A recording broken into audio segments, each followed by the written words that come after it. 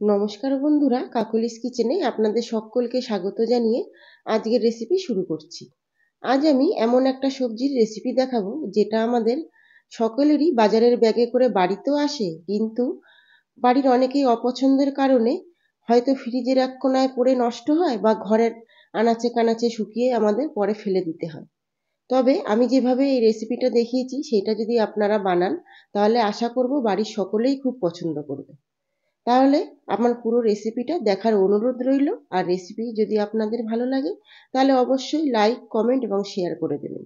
চ্যানেলটিকে সাবস্ক্রাইব করার অনুরোধ রইল বেল আইকন সহ, আরও নিত্য নতুন রেসিপি দেখার জন্য। তাহলে চলুন রেসিপিটা শুরু করা যাক। সবার প্রথমে একটা কড়াই গরম করে আমি এখানে অল্প পরিমাণে তেল অ্যাড করে দেবো। আর এই রেসিপিটা করতে হবে সর্ষের তেলে। সর্ষের তেলটা অ্যাড করে দেওয়ার পর একটু নাড়িয়ে চাড়িয়ে গরম করে নেব। আর তেলটা গরম হয়ে গেলেই আমি এখানে দুটো শুকনো লঙ্কা ভেজে নেব। আপনারা নিজেদের ঝালের পরিমাণটা নিজেদের টেস্ট অনুযায়ী অ্যাড করবেন। দুটো লঙ্কা ভালো করে ভাজা হয়ে গেছে আর কালারটাও দেখুন চেঞ্জ হয়ে গেছে। আমি এই সময় লঙ্কাটা তুলে নেব। ওই তেলের মধ্যেই অ্যাড করে দেব 4-5 কোয়া রসুন। রসুনটাও একটু হালকা ব্রাউন করে ভেজে নেব। আর রসুনটা ভাজার সময় হাই ফ্লেমে দেওয়ার দরকার নেই, আপনারা লো ফ্লেমেই রান্নাটা করে নেবেন। রসুনটাও ভাজা হয়ে গেছে, রসুনটাও তুলে নিচ্ছি। এবার ওই তেলের মধ্যেই অ্যাড করে দেবো একটা বড় সাইজের পেঁয়াজ কুচি। পেঁয়াজটা অ্যাড করে দিয়ে আমরা নাড়িয়ে চাড়িয়ে পেঁয়াজটা হালকা ব্রাউন হয়ে আসা অবধি ভেজে নেব। পেঁয়াজটা যখন একটু কালার ধরে আসবে সেই সময় আমরা ভালো করে ভেজে নিয়ে পেঁয়াজটা তুলে নেব। পেঁয়াজটা দেখুন ব্রাউন কালার এসে গেছে, আমরা কিন্তু এই পর্যায়ে পেঁয়াজটা তুলে নেব। পেঁয়াজটা তুলে নেওয়ার পর ওই কড়াইয়ের মধ্যে আমি আরও একটু তেল অ্যাড করে দিলাম। তেলটা দিয়ে এখানে অ্যাড করে দিলাম হাফ টিস্পুন কালো জিরে। কালো জিরেটা দেওয়ার পর এখানে আমি 1 বাটি মতন কুমড়ো অ্যাড করে দিলাম। কুমড়োটা খুব ভালো করে নাড়িয়ে চাড়িয়ে ভেজে নিতে হবে। কিছুক্ষণ নাড়িয়ে নেওয়ার পর এখানে অ্যাড করে দেবো পরিমাণ মতো নুন আর পরিমাণ মতো হলুদ। কুমড়োটা আমাদের খুব ভালো করে ভাজতে হবে ঢাকা চাপা দিয়ে, যাতে কুমড়োটা নরম হয়ে আসে। কোনোভাবেই কুমড়োটা নরম করার জন্য আমাদের এখানে জলের প্রয়োজন নেই।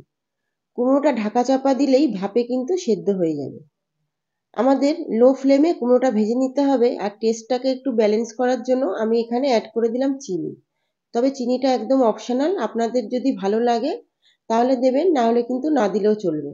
কুমড়োর মিষ্টিতেই টেস্টটা অনেকটাই ভালো আসে।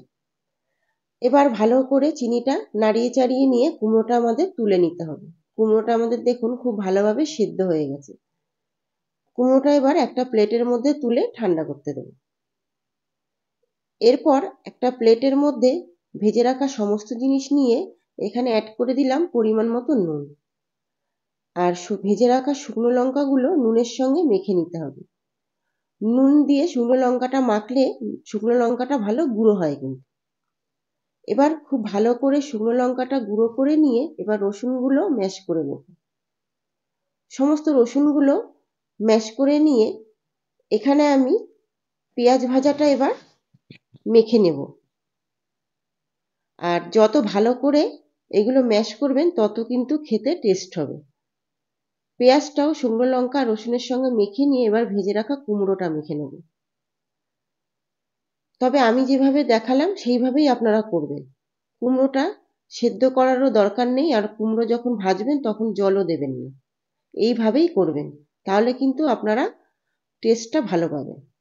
কুমড়োটা ভালো করে মেখে নেওয়ার পর, আর আমাদের তো এই শীতের সময় ধনেপাতা একবারে মাস্ট, সমস্ত রান্নায় আমরা চাই ধনেপাতা দিতে, যেগুলো আমাদের মনে হয় প্রয়োজন আছে। তাই জন্য আমি অল্প কিছু ধনেপাতা আর কাঁচা পেঁয়াজ কুচি, আরও একটু টেস্ট বাড়ানোর জন্য 1 টেবিল স্পুন পাতিলেবুর রস অ্যাড করলাম। এবার আবারও খুব ভালো করে সমস্ত জিনিস মেখে নিতে হবে। তারপর গরম গরম ভাতের সঙ্গে বাড়ির সকলের সঙ্গে নিজেও একবার খেয়ে দেখুন। যা দারুণ টেস্ট, এই টেস্ট কিন্তু ভোলার নয়। আর একবার খেলে বারবার খেতে ইচ্ছা করবে। আশা করব আজকের রেসিপি আপনাদের ভালো লেগেছে। অনুরোধ রইল বাড়িতে একবার হলেও রেসিপিটা ট্রাই করার। আর রেসিপি ভালো লাগলে আপনাদের মূল্যবান মতামত কমেন্টের মাধ্যমে জানাতে কিন্তু ভুলবেন না। আমার ফেসবুক থেকে যারা দেখছেন তারা অবশ্যই পেজটিকে ফলো করে রাখবেন। আজ এই পর্যন্ত, ফিরে আসবো নতুন কোনো রেসিপি নিয়ে। আপনারা ভালো থাকবেন।